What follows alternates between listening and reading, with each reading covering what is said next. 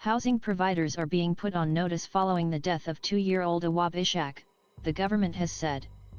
Housing Secretary Michael Gove has written to every English council leader and all social housing providers saying they have to improve conditions.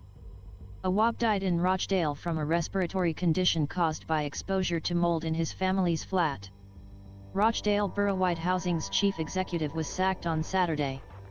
Gareth Swarbrick had been in charge of the Housing Association since 2008. Awaab's family first raised the issue of mold in the flat in 2017, but it had not been fixed by the time of his death in 2020. Mr. Gove sent a separate letter to housing providers saying the country needed to raise the bar dramatically on the quality of social housing and empower tenants to ensure their voices are truly heard. He said that housing providers should carry out assessments of damp and mold in their properties, as well as any action that may need to be taken to tackle the issue.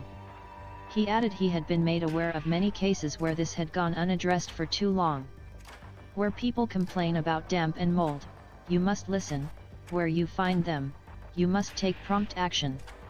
To keep tenants safe, you must not hide behind legal process, he said.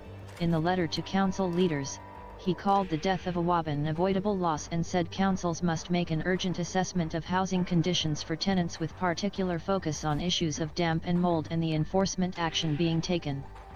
This becomes ever more urgent as we go into winter with a cost of living and energy crisis, which may exacerbate damp and mold conditions in some homes, he said.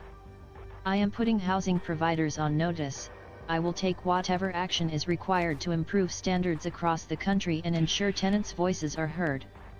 Awaab's inquest, which finished on Tuesday, heard that his father Faisal Abdullah, who came from Sudan to the UK in 2016 and was joined by his wife Aisha Amin a year later, reported mold in their flat to RBH in 2017 and was told to paint over it. In June 2020, the family contacted solicitors and initiated a claim over the recurring mold issue, but policy meant any repairs would not be done until an agreement had been reached. The inquest heard Awaab had consistently suffered from cold and respiratory issues. He died after being rushed to hospital with shortness of breath in December that year. After the inquest finished, Mr. Swarbrick, who was appointed chief executive in 2008, apologized for the organization's response over the mold but rejected calls to quit his job, saying he had the board's full backing. Why not follow BBC Northwest on Facebook, Twitter and Instagram? You can also send story ideas to northwest.newsonline@bbc.co.uk. The BBC is not responsible for the content of external sites.